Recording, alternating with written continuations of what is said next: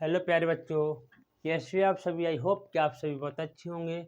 मैं ब्रिजेश गौतम एक बार फिर से आपके साथ आपके अपने यूट्यूब चैनल वीपी बोर्ड ज्ञान विद्या में। तो बच्चों, आज हम करने वाले हैं क्या, क्लास 10th का चैप्टर चल रहा है। आपको पता है क्लास 10th का सिलेबस चल रहा है। तो क्लास 10th में आज हम करने वाले हैं क्या, चैप्टर 11, जिसमें आपका आएगा व्रतों से संबंधित क्षेत्रफल। आने का इससे पहले व्रत पढ़ा था, इससे पहले व्रत पढ़े थे। हमने इससे पहले व्रत के बारे में जाना था, व्रत होते क्या हैं। अब व्रत से संबंधित जो क्षेत्रफल निकलेगा, क्षेत्रफल किसी एरिया के बीच का पूरे क्षेत्र का फल कितना है, वो फल क्षेत्र का वो चीज ज्ञात करेंगे। जैसे आपका फल क्या मतलब, क्षेत्रफल मतलब क्या होता है। जैसे आपका व्रत है, ये आयत हुआ, ये त्रिभुज हुआ, ये वर्ग हुआ, अब समझना क्षेत्रफल। और जो बीच का एरिया पूरा एरिया होगा बच्चा, इस क्षेत्र में फल होगा। इस क्षेत्र में कितना फल है बीच में, जो आपकी लाइनिंग से घिरा हुआ है, इससे जो आपका ये 3 भुजाओं से घिरा हुआ है, ये 4 भुजाओं से घिरा हुआ बराबर की। अब बीच में जो चीज है, बीच में जितना फल है, क्या चीज है, वो होता है क्षेत्रफल। अब ये आयत है, आयत की ये वर्ग है, वर्ग के बीच में गिरा, वर्ग के बीच में कितना फल है, कितना एरिया है, कितना क्या चीज है, ये होता है फल। क्षेत्र का फल कितना, ये होता है क्षेत्रफल। यही चीज हम इसमें पढ़ने वाले हैं, व्रत से संबंधित क्षेत्रफल। ठीक है, व्रत हम जान चुके हैं। तो चले बच्चों, चलिए चलते हैं, कोई नहीं।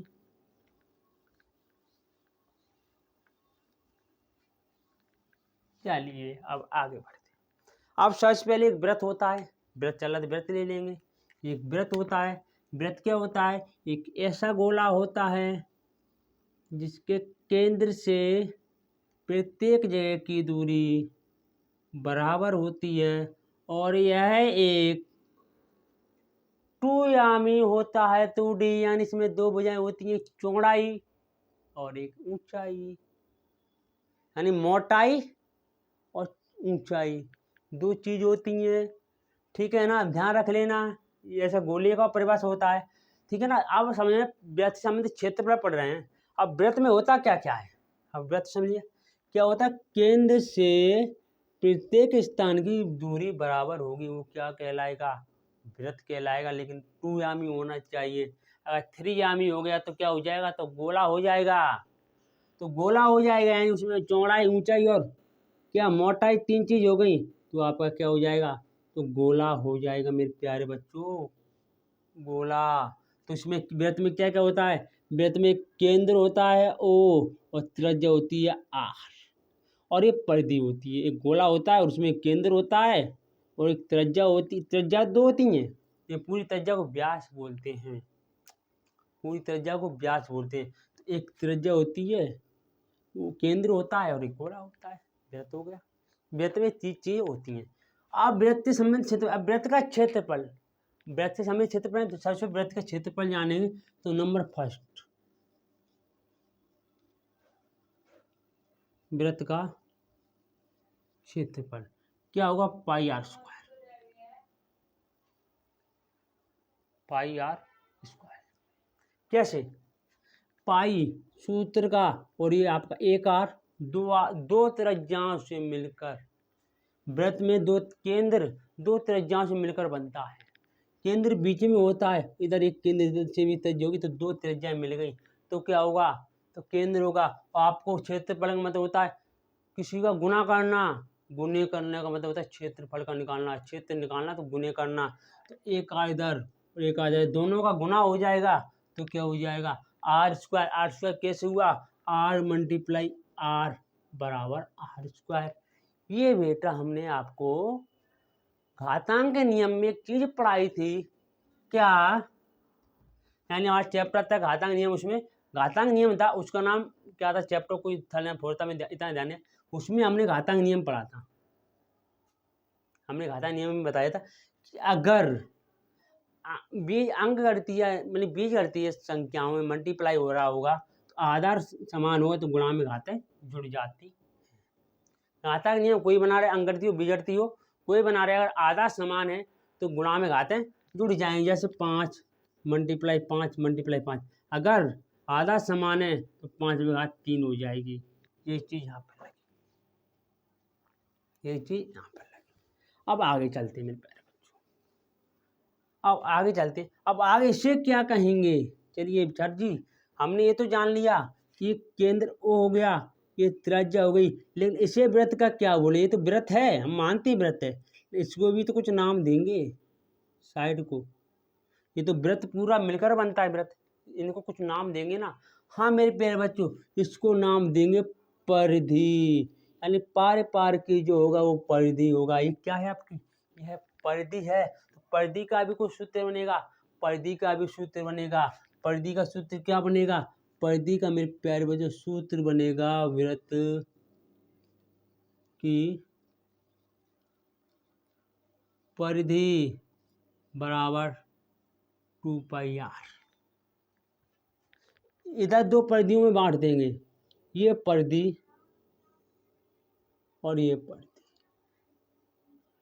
यानी एक आर ने ले लिए, एक आर ने ले लिया, तो क्या हो गया? 2πr, 2πr। अब आगे चलते हैं, ठीक है, इतनी चीज हमने जान, इतनी चीज हम यानी क्या? यानी वृत्त की परिधि, वृत्त का क्षेत्रफल। आप जानते हैं, अब संबंधित वृत्त से संबंधित क्षेत्र। अब इसमें क्या क्या बनेगा? इसमें एक बनता है त्यज्यखंड, एक त्यज्यखंड बनेगा इस प्रकार से, त्यज्यखंड। त्यज्यखंड कहते किसे हैं? त्यज्यखंड किसे कहेंगे? दो क्या? त्यज्यखंड, वृत्त की दो त्रिज्याएं, वृत्त की दो त्रिज्याएं, वृत्त को केंद्र से एक त्रिभुज के रूप में काट दें और जिसका कोण केंद्र पर थीटा बने, केंद्र पर थीटा कोण बने, उसे क्या कहेंगे? उसे त्यज्यखंड कहेंगे। यानी दो त्रिज्याओं ने वृत्त को त्रिभुज के रूप में काट दिया, जिसका कोण क्या बना? थीटा। किस पर? केंद्र पर बनेगा, तो क्या कहलाएगा? त्यज्यखंड। ठीक है ना? तो छोटा वाला आपका कहलाएगा लघु त्यज्यखंड,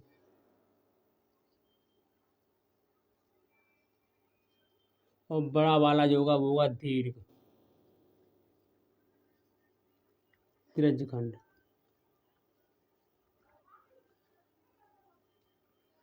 छोटा वाला जो होगा वो होगा लघु वृत्तखंड, लघु यानी छोटा और दीर्घ यानी बड़ा, लघु यानी छोटा, दीर्घ यानी बड़ा। नंबर 3 पे अब आपका बनेगा क्या? त्यज्यखंड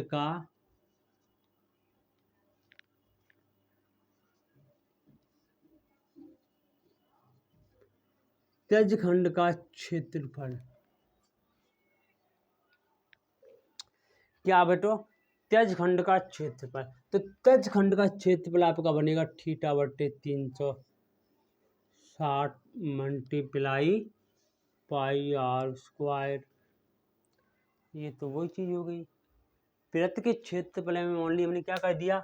थीटा बटे 360 का मल्टीप्लाई कर दिया। क्यों? क्योंकि ये है तो एक वृत्त ही, वृत्त भी क्षेत्रफल बने रहे, तो वृत्त के क्षेत्रफल में मल्टीप्लाई करेंगे, किसी और के क्षेत्रफल में नहीं करेंगे। अब 360 में थीटा का क्यों किया?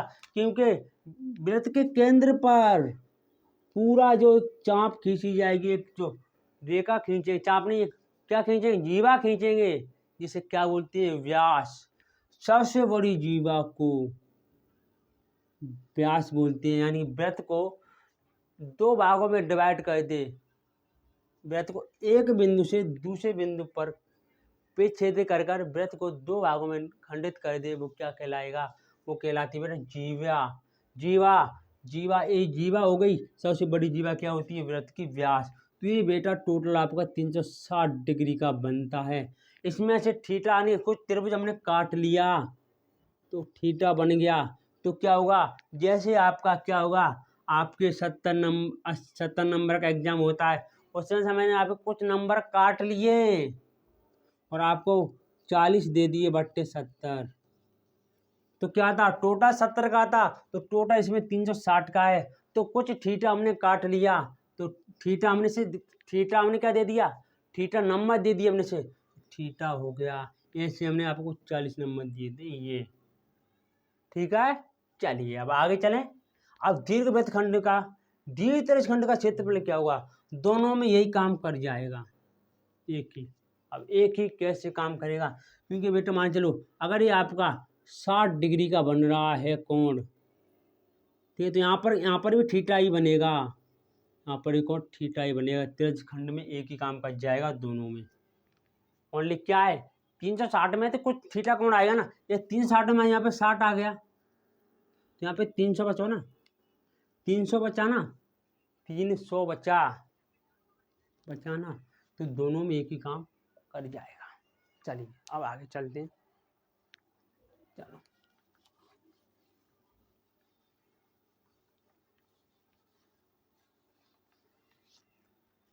चलिए मेरे प्यारे बच्चों आगे चलते हैं। आगे क्या है, आगे आप चलते हैं वृत्तखंड। एक वृत्त की चाप और जान लेते हैं इसे।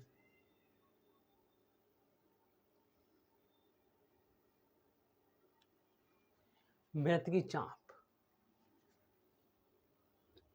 कि किन्हीं दो बिंदुओं के बीच की दूरी को क्या कहेंगे, वृत्त की परिधि पर एक बिंदु से दूसरे बिंदु की दो बिंदुओं में डिवाइड किया गया हो, दो बिंदु पर काटे, तो उसे क्या कहेंगे, वृत्त की चाप कहेंगे। तो वृत्त की चाप नंबर 4,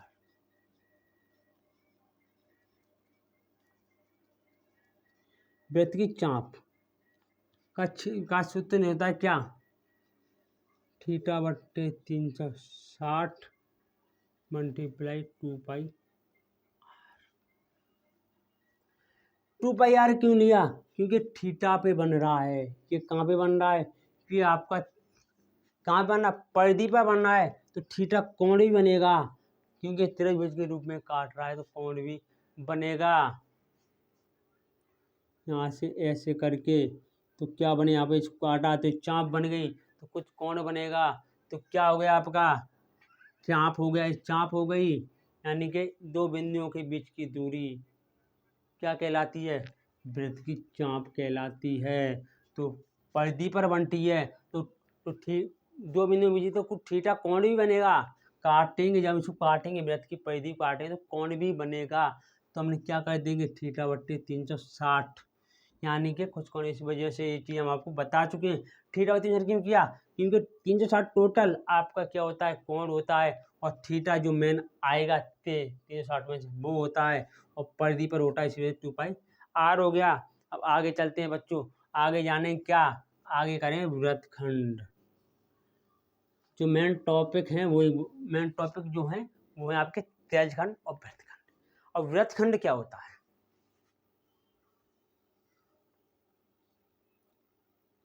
ये केंद्र है, यानी कोई रेखा वृत्त को दो भागों में डिवाइड कर दे, या आप कह सकते हो कि वृत्त की जीवा वृत्त को दो भागों में डिवाइड कर दे, तो उसे क्या कहेंगे, उसे कहेंगे वृत्तखंड। वृत्त का खंड कर दे दो भागों में, त्रिज्यखंड त्रिज्या के रूप में खंड कर दे, वृत्तखंड जीवा वृत्त के दो खंड कर दे, वो क्या कहलाएगा, वृत्तखंड कहलाएगा। जो बड़ा वाला होगा जिसमें केंद्र शामिल होगा ओ, उसे दीर्घवृत्त खंड कहेंगे, दीर्घवृत्त खंड। और जो छोटा वाला होगा उसे बोलेंगे क्या, लघुवृत्त खंड, लघुवृत्त खंड। अब लघुवृत्त खंड और दीर्घवृत्त खंड का सूत्र क्या होता है, क्या ये दोनों एक सूत्र से हो जाएंगे, नहीं, इन दोनों का सूत्र अलग अलग होता है। समझ में ना जाने, लघुवृत्त खंड का क्षेत्रफल नंबर,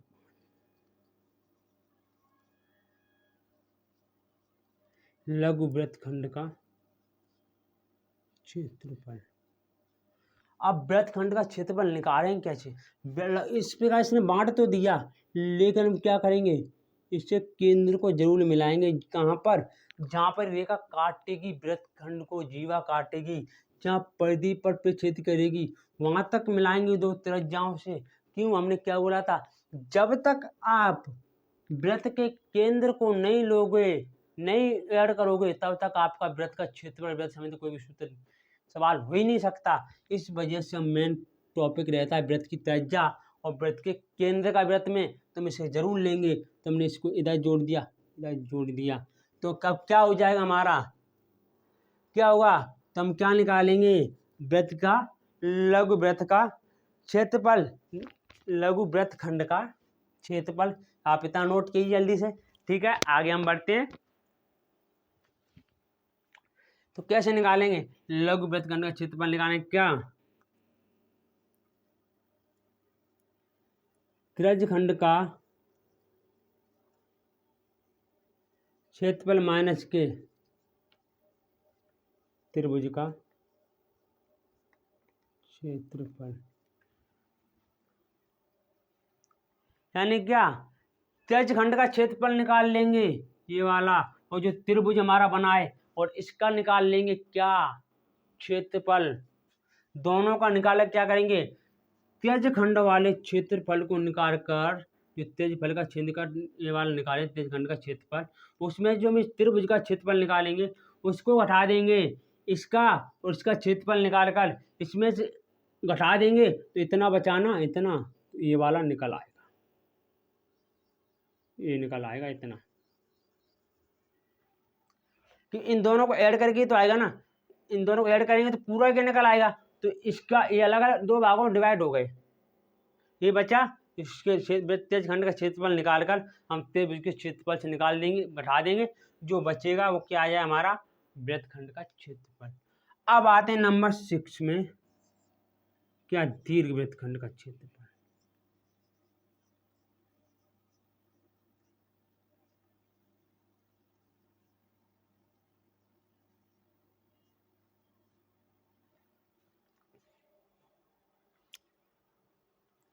दीर्घ वृत्त खंड का क्षेत्रफल, तो दीर्घ वृत्त खंड का क्षेत्रफल में प्यारे बच्चों क्या होगा, वृत्त का क्षेत्रफल माइनस के, वृत्त का क्षेत्रफल माइनस के लघु वृत्त खंड का क्षेत्रफल।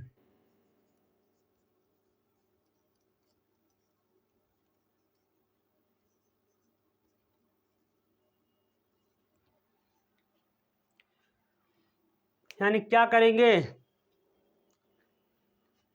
हम, जो हम दीर्घ वाला वृत्त खंड का क्षेत्रफल निकालेंगे, नहीं दीर्घ वाला,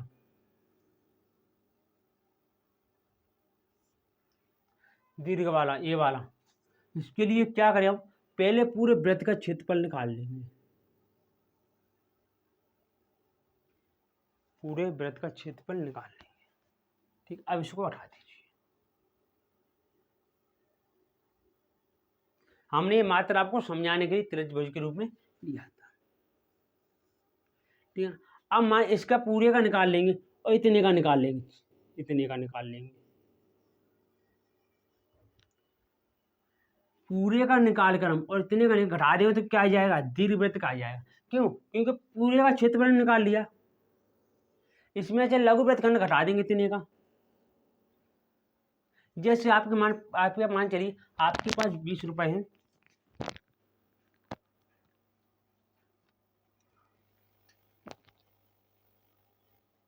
जैसे मान चलिए आपके 20 रुपए हैं, मान एक बड़ा सा वो क्षेत्र, ठीक है ना, इधर आपका पूरा कितने का है, पूरा आपका 8 का मान लीजिए, पूरा 8 का है, इसमें कुछ काट दें, कितने का, 2 का हमने काट दिया, चलिए पूरा 8 का है, 2 का हमने काट दिया, तो इतना क्षेत्र कितने का बचा, इतना क्षेत्र कितने का बचा, तो मेरे प्यारे बच्चों इतना क्षेत्र 6 का बचेगा ना।